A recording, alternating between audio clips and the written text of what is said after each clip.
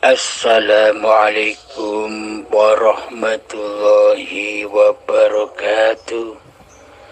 Bismillahirrahmanirrahim. Ashhadu an la ilaha illallah wa ashhadu anna Muhammadar Rasulullah. Allahumma salli ala sayyidina Muhammad wa ala ali sayyidina Muhammad. Rabbi israh li sadri wa yassir li amri wahlul 'uqdatam min lisani yafqahu qawli. Amin. Bismillahirrahmanirrahim. Bunda Tia, monggo dipersilahkan bila ada pertanyaan. Terima kasih.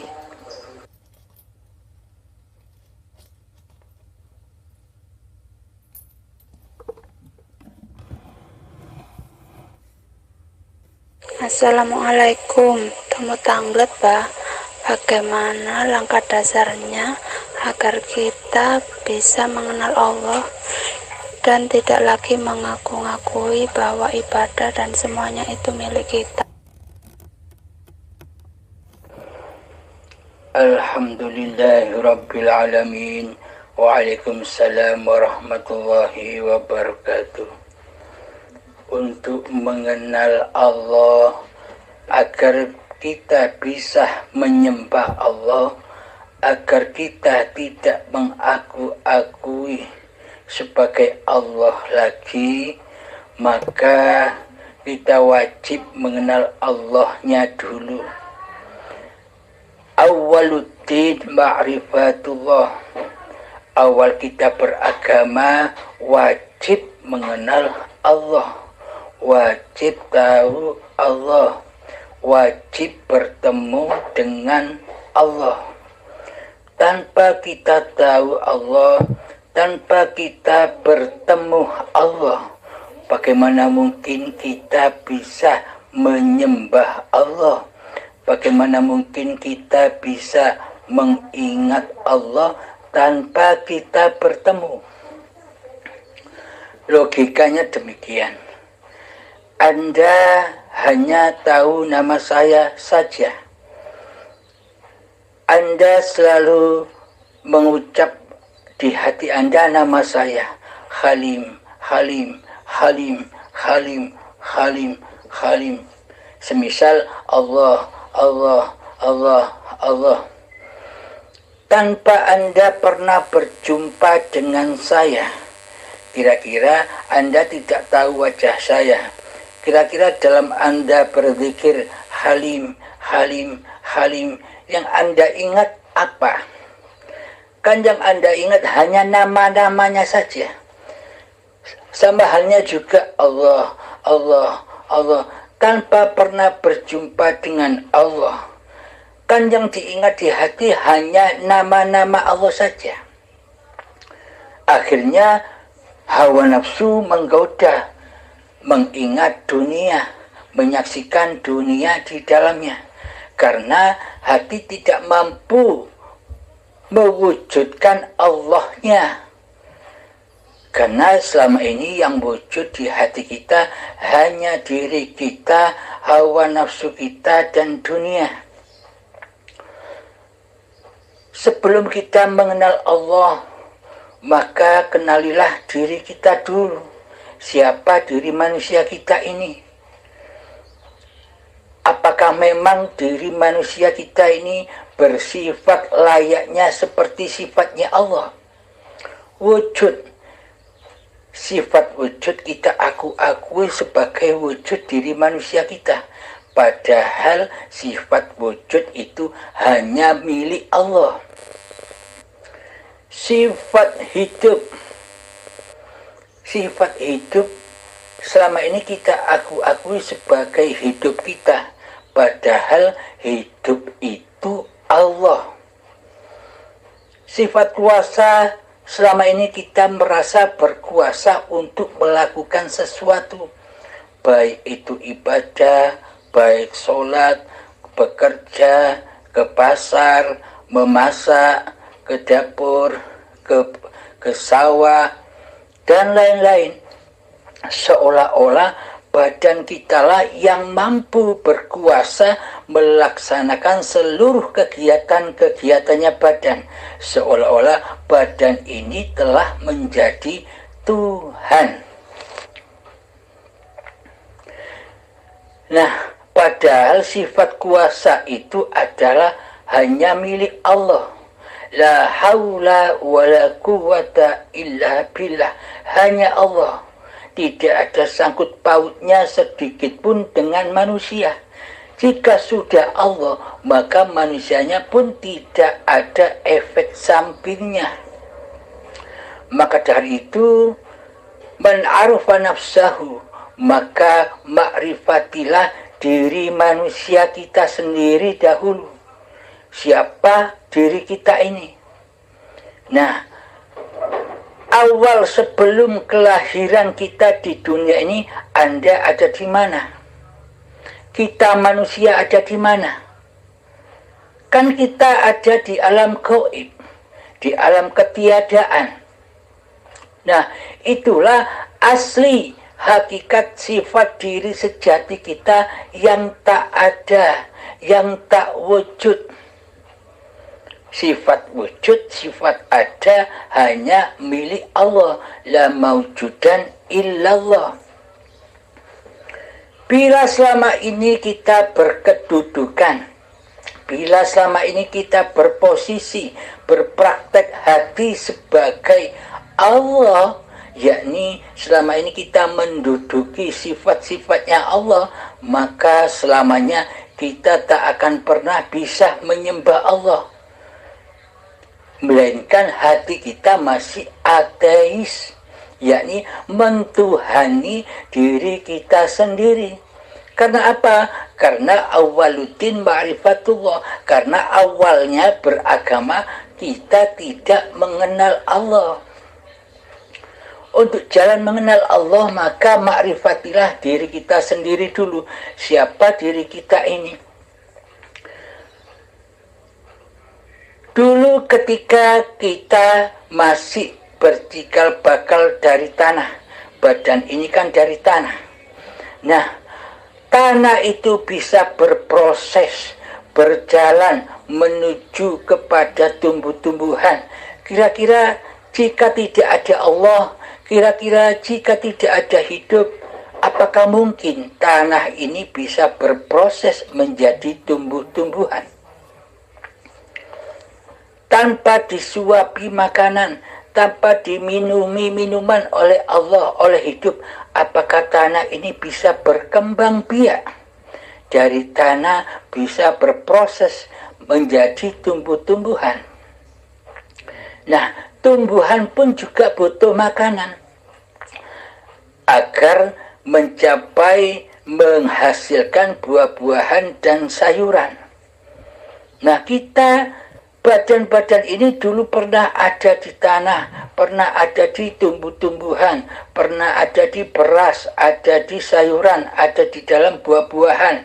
Cikal bakal konsumsi yang bakal dikonsumsi oleh kedua orang tua kita. Nah, orang tua kita makan dari apa?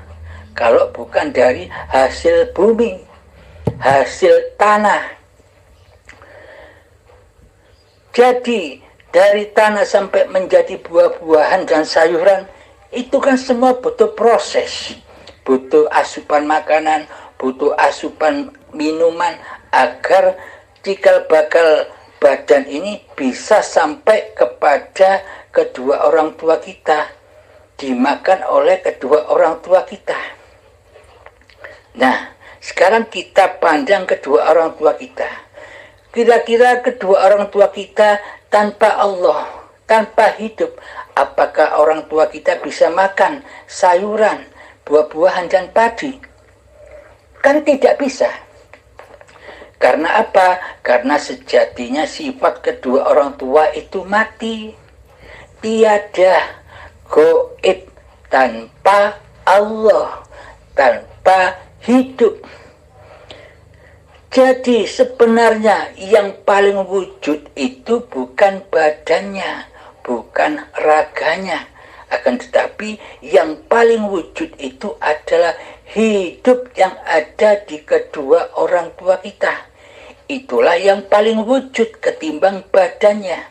Tanpa adanya hidup, maka tanah ini tak akan bisa berkembang biak menjadi tumbuhan dan buah-buahan, sayuran serta padi. Jadi hiduplah yang paling wujud, hiduplah yang berperan menciptakan makhluk-makhluknya, menciptakan cikal bakal badan-badan manusia ini. Maka dari itu contoh, seumpama badan-badan yang dimiliki oleh kedua orang tua kita itu ketika sudah makan dan minum, maka apakah mungkin ayah dan ibu kita memproses sendiri hasil makanan dan minuman yang diminumnya itu menjadi sperma dan sel telur? Kira-kira apakah ayah kita yang memproses sperma? Dan apakah kira-kira ibu kita yang memproses sel telur? Nah, bila memang sperma dan sel telur itu buatan ciptaan kedua orang tua kita, maka orang tua kita lah Tuhannya, pencipta kita. Padahal kedua orang tua kita tidak tahu menahu keberadaan kejadian sel sperma dan sel telur. Siapakah yang mengurus semua itu? Siapakah yang mengurus jeroan-jeroan badan kedua orang tua kita? Darahnya, ususnya, jantungnya, ginjalnya, pencernaannya, lambungnya, siapa semua yang mengurus itu? Apakah orang tua kita sendiri? Apakah kita sendiri? Yang mengurus adalah penciptanya. Siapa penciptanya? Hidup itulah yang mengurus, yang mencipta, yang membimbing, yang mencukupi, yang menjaga, yang mengasih sayangi badan-badan ciptaannya ini. Nah, jadi jelaslah bahwa hidup dan badan ini bukan milik kita. Untuk mengenal Allah, maka pasrahkan kembali bahwa hidup ini Allah di dalam hati kita. Karena iman takwa kepada Allah itu berada di babakan hati. Jadi tetapkanlah di dalam hati kita ketiadaan dan kegoiban kemanusiaan kita. Bila itu tidak digoibkan, bila diri manusia kita tidak difanakan, maka manusia kita merasa dirinya yang wujud, Allahnya goib. Jadi yang jadi Tuhan selama ini adalah diri kita sendiri sebenarnya. Karena Allahnya goib, mana mungkin Allah jadi Tuhan dan mentuhani diri kita, sedangkan Allahnya goib. Muhal bukan? Berarti selama ini yang kita pertuhankan adalah diri kita sendiri, hawa nafsu kita sendiri. Nah, di ayat Al-Quran ada firman Allah, barang siapa yang memperturutkan hawa nafsunya, maka derajatnya di sisi Allah itu adalah lebih rendah daripada anjing atau babi dan celeng. Derajatnya lebih rendah dari hayawan bagi manusia yang memperturutkan hawa nafsunya. Hawa nafsu dipandang secara syariat, hawa nafsu itu adalah perbuatan keji dan mungkar menurut tatanan syariat, menurut tatanan badaniah, menurut dohir-dohir manusianya.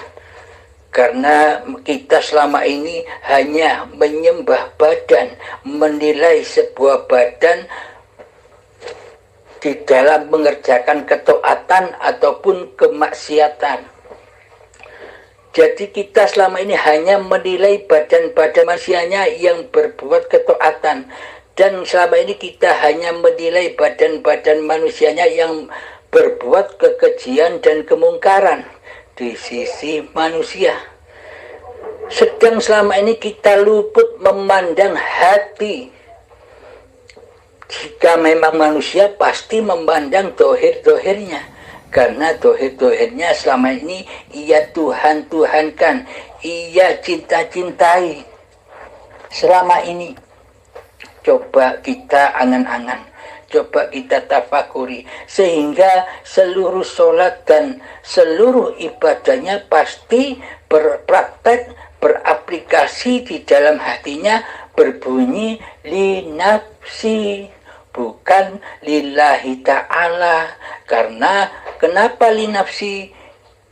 Li nafsi itu maksudnya diaku-akuilah semua ibadah dan sholatnya.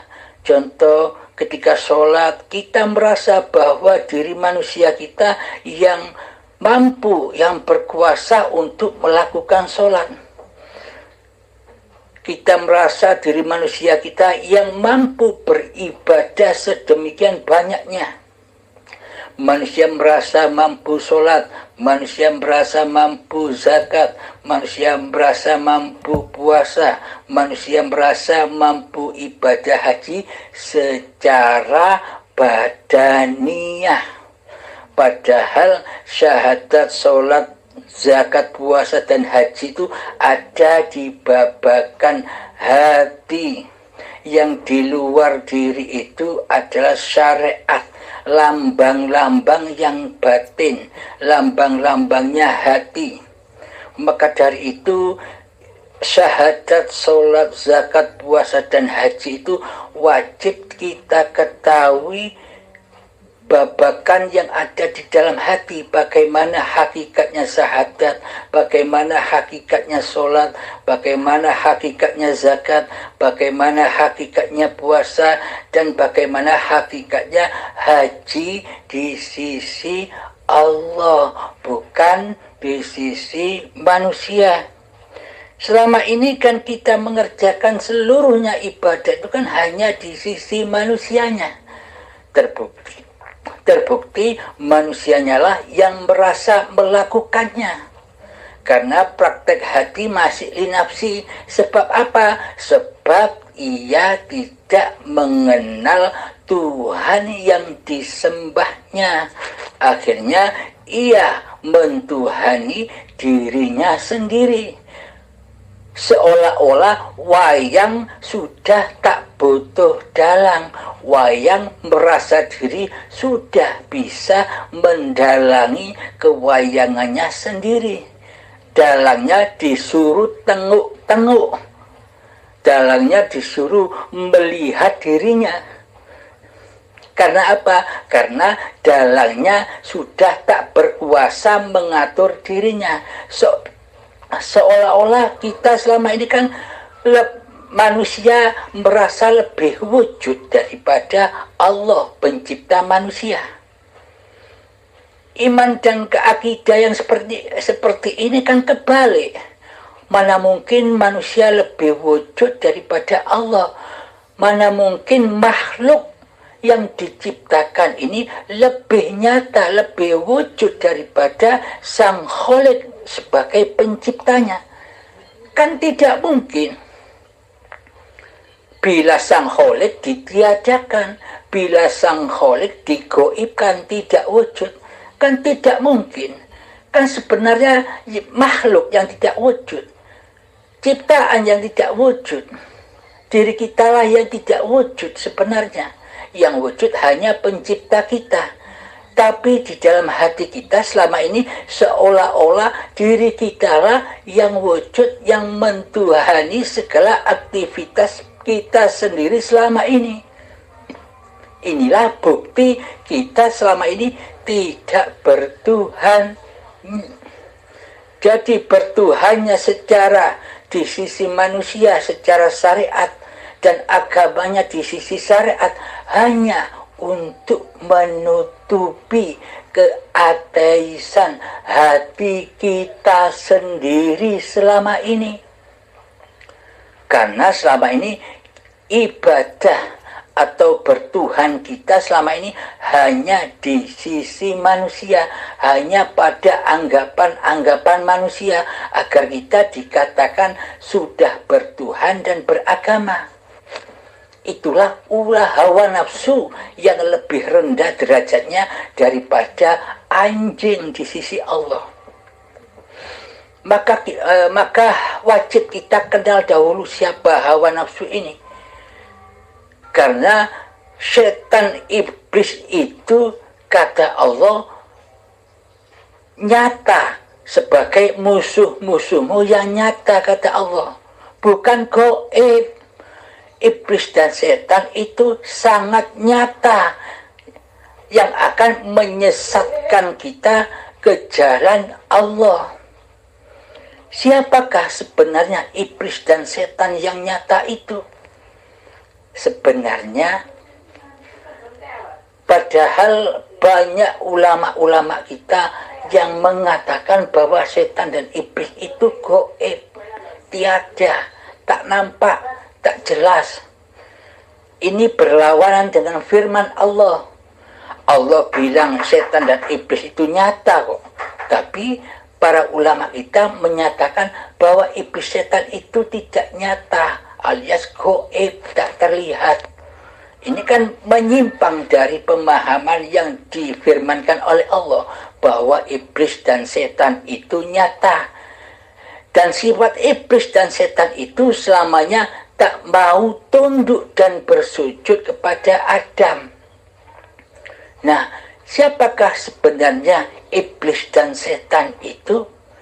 Iblis dan setan itu tak lain dan tak bukan adalah diri manusia kita sendiri, nama manusia kita sendiri, selagi yang wujud yang menguasai di dalam kehidupan badan-badan ini, itulah iblis dan setannya.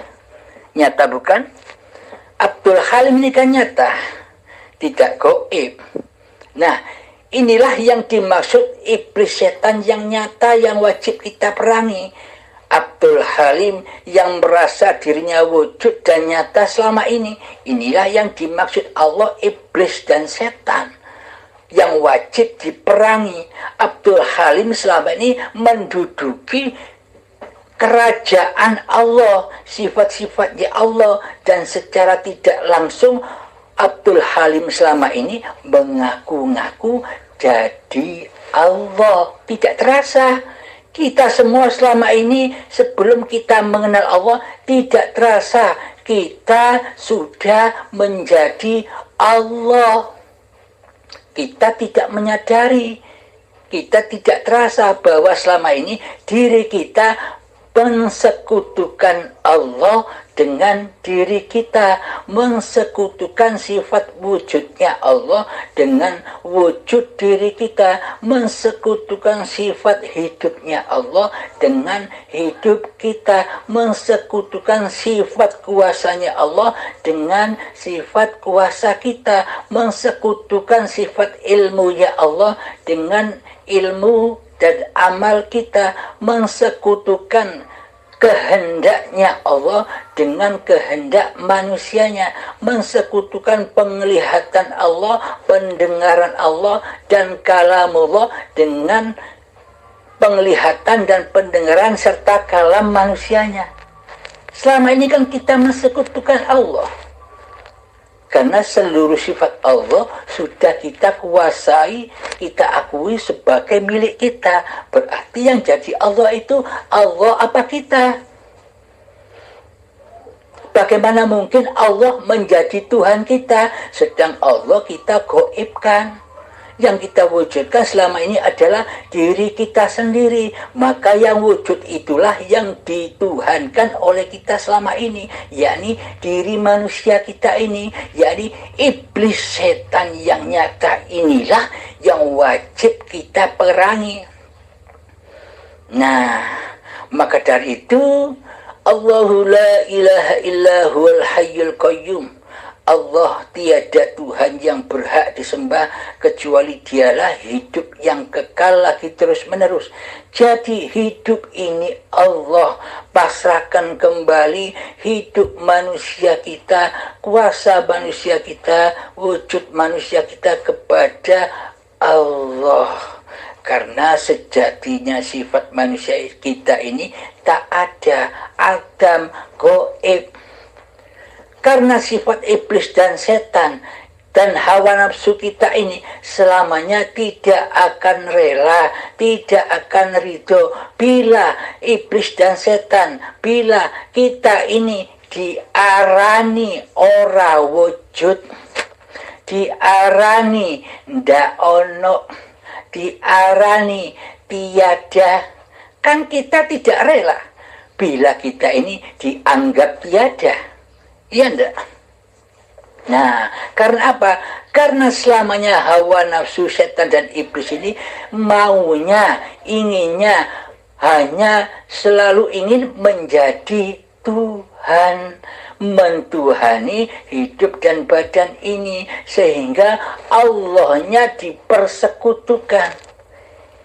Inilah pintarnya, pandainya iblis dan setan menggoda anak cucu Adam. Maka kembalilah kepada sifat Adam kita. Sesungguhnya manusia ini Adam. Bapaknya Adam, ya anak cucunya ya Adam. Adam maksudnya iblis dan setan ini tidak mau bersujud kepada Adam, bukan bersujud secara badannya sosok Nabi Adamnya, bukan sujud seperti kita sujud waktu sholat itu. Maksudnya bersujud kepada Adam. Adam itu kan artinya tidak ada, lawannya sifat wujud. Bila Allah wujud, maka lawannya adalah sifat muhalnya, itu Adam. Muhal, Allah itu tiada, tidak mungkin Allah tiada. Yang Adam adalah ciptaan Allah, yakni seluruh makhluk dan manusia ini wajib berposisi duduk di hakikat sifat diri sejatinya, yakni Adam. Maka tiadakanlah diri kita, goibkanlah diri kita, sebagaimana kita mentiadakan Allah, sebagaimana kita menggoibkan Allah selama ini. Dibalik. Nah, perangnya itu dibalik, menjungkirkan, menghancurkan singgah sana kewujudan manusia kita, dijadikan kembali menjadi singgah sana Tuhannya. Yakni kita sudah tidak merasa mentuhani diri kita sendiri lagi, yakni kita hanya sebagai penyaksi bahwa Allah lah yang mentuhani kita. Contoh aplikasinya bahwa Allah mentuhani kita begini. Ketika kita bangun tidur, badan ini bangun tidur, coba masuklah ke dalam diri kita, saksikanlah hidup ini Allah. Hidup inilah yang membangunkan, yang menggerakkan badan untuk duduk. Bukan manusianya yang merasa bisa duduk, bukan badannya yang merasa bisa duduk sendiri. Ada Allah, ada penguasa, ada pencipta yang sedang mendudukkan badan, yakni Allah. Hidup inilah Allah. Jadi akidah dan iman seperti ini hanya Anda letakkan di hati. Jangan diomongkan kepada orang lain, karena orang lain tidak akan percaya hal yang sedemikian, karena orang lain pasti mengkafirkan, pasti mengkufurkan, pasti memurtadkan Anda, seakan-akan Anda mengaku diri jadi Allah. Kan demikian, seolah-olah bila kita berpraktek hati demikian, seolah-olah manusia memandang kita mengaku jadi Allah. Kebalikannya. Nah, coba kita pikirkan, lah bagaimana mungkin Kita mengaku jadi Allah, sedang kekuasaan, kewujudan, kehidupan manusia kita sendiri sudah kita persembahkan kembali kepada Allah. Kitanya sudah tidak wujud, kitanya sudah tidak hidup, kitanya sudah tidak kuasa lagi atas kehidupan ini. Nah, bagaimana mungkin kita bisa mengaku jadi Allah, sedangkan kita sudah tidak ada? Itulah anggapan orang-orang ahli hijab, ahli yang masih terhijabi oleh hawa nafsunya. Nah, coba kita periksa hati orang-orang yang menuduh itu, orang-orang ahli hijab atau orang-orang yang masih duduk di babakan syariat beloko. Ayo, kita pikirkan, selama ini kita kan yang selama ini mentuhani diri kita sendiri, bukan Allah, karena Allahnya gaib, kitanya lah yang wujud selama ini. Nah, siapa sebenarnya yang ngaku jadi Allah itu? Ahli hijab ataukah ahli syahud? Orang syariat ataukah orang makrifat? Nah, Anda sudah bisa menilai, menimbang sendiri. Nah, itu cara mengaplikasikannya, bahwa kita ini benar-benar jadi hamba Allah, jadi Abdullah yang dituhani oleh Allah. Nah, ketika kita berdiri, badan kita berdiri, masuklah ke dalam diri, sawanglah, saksikan hidup yang memberdirikan badan. Oh, ternyata selama ini yang duduk itu bukan badan, tapi hidup. Oh, selama ini yang berdiri itu bukan badan, tapi hidup. Jadi semuanya itu af'alnya hidup. Af'alullah, kekuasaan Allah. Wallahu khalaqakum wa ma ta'malun. Allah lah pencipta dirimu dan semua apa yang kau perbuat. Nah, itulah yang dimaksud amal soleh, yakni hati selalu menyaksikan Allah lah yang berbuat. Ketika kita mandi, Allah lah yang memandikan. Ketika kita makan, Allah lah yang memakankan. Ketika kita minum, Allah lah yang meminumkan. Bukan Allah butuh makan dan bukan Allah butuh minum. Juga Allah tidak butuh mandi, akan tetapi ciptaan makhluknya inilah yang butuh mandi, maka dimandikan oleh Allah, oleh hidup. Dan makhluk inilah yang butuh makan, Allah tidak butuh makan, maka Allah menyuapinya dengan makanan dan minuman. Apakah tanpa Allah, apakah tanpa hidup, badan-badan ini bisa makan sendiri, bisa minum sendiri, bisa mandi sendiri?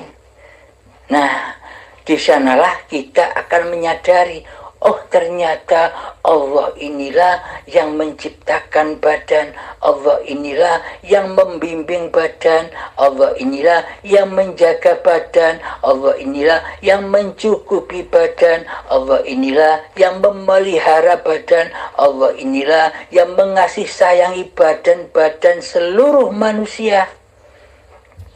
Inilah kesempurnaan Allah. Maka saksikanlah Allah di segala tindak laku badan-badanmu, sehingga teraplikasi hati lillahi ta'ala, karena Allah lah yang menjadi penguasa tunggalnya. Hambanya sudah lebur, sudah kiamat, sudah syakaratul maut, sudah mati hambanya. Yang ada hanya Allah. Kemanapun arah memandang, kemanapun arah telinga mendengar, disitulah wajahullah. Ketika kita bisa melihat, hati-hati kita sudah tidak menyangka itu lihatnya makhluk. Akan tetapi di dalam hati kita sudah menyaksikan, hiduplah yang memandang, hiduplah yang mendengar, hiduplah yang berkalam-kalam, hiduplah yang nyanyi, hiduplah yang ngopi, hiduplah yang ngerokok, hiduplah yang memasak, hiduplah yang bekerja, hiduplah yang naik motor. Seluruhnya adalah Allah dan milik Allah.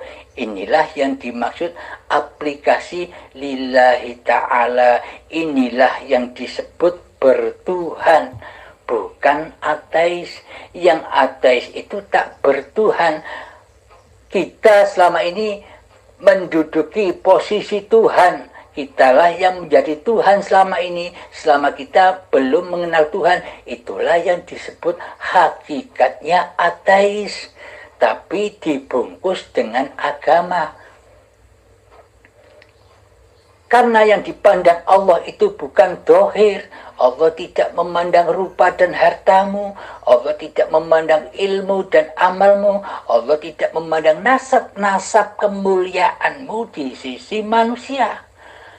Allah hanya memandang, Allah hanya mengawasi kondisi hatimu.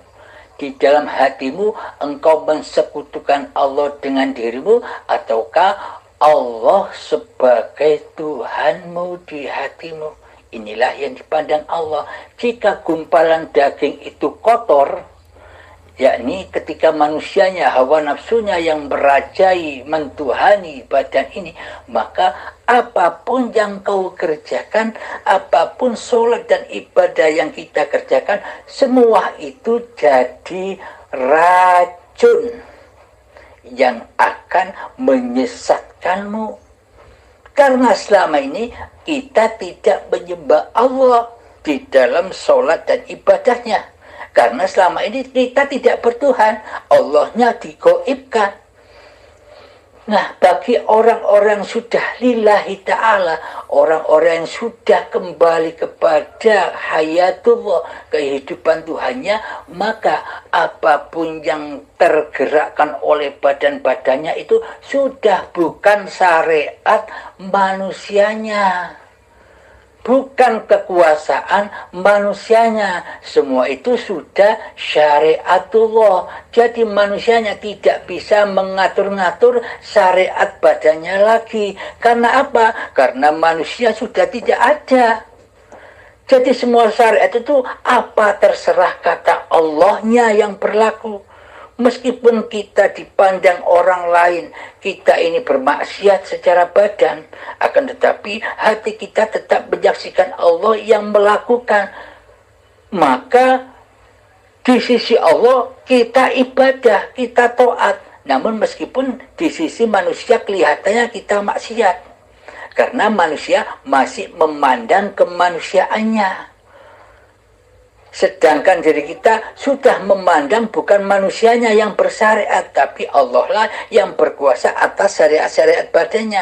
Mana mungkin manusia bisa mengatur syariat-syariat dirinya, sementara manusianya sudah tidak ada. Inilah yang dimaksud ma'rifatullah, yakni yang ma'rifat bukan manusianya, karena manusianya kan tidak wujud, gaib. Jadi yang makrifat itu adalah yang wujud. Hidup itulah yang makrifat. Allah lah yang makrifat sebenarnya. Alhamdulillahirrabbilalamin. Semoga saya dan kita semua bisa dipahamkan oleh Allah dan bisa diaplikasikan di dalam kegiatan-kegiatan kehidupan kita sehari-hari. Maka aplikasikanlah di dalam hatimu yang dalam, di hati kita yang dalam, bahwa hidup ini Allah, bahwa wujud ini Allah, bahwa kuasa ini Allah, dan sebagainya. Ini patrapan babakan hati. Inilah mutiara-mutiara kita yang selama ini hilang. Maka ketika mutiara-mutiara iman dan takwa itu kita sudah dapatkan lagi, maka pendamlah, pegang erat, pendamlah yang dalam di hati kita. Jangan sampai keluar dari hati kita.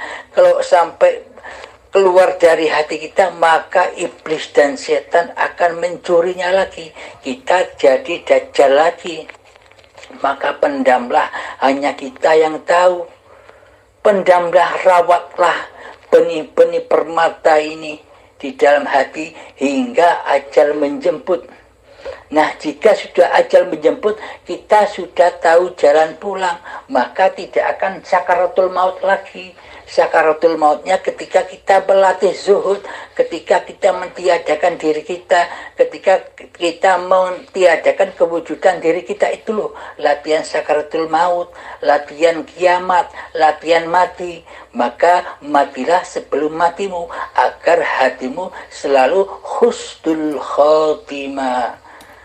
Assalamualaikum warahmatullahi wabarakatuh.